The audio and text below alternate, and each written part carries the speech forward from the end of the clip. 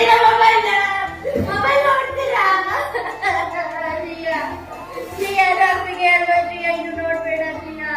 mobile ನೋಡ್ಬೇಡ Shriya ಮೆಲ್ಲ ಸ್ವಲ್ಪ ಮಾಡಿದ್ರೆ ಪರವಾಗಿಲ್ಲ ಶ್ರೀಯಾ ಮೆಲ್ಲ ಮಾಡು ಮೆಲ್ಲ ಮೆಲ್ಲ ಮಾಡು ಮೆಲ್ಲ ಅಲ್ಲೇ ಕುತ್ಕೊಳ್ತೀಯ ನೀನು ಹೇಳಿದ್ದೆ ಶ್ರೀಯಾ ನೋಡ್ಬೇಡ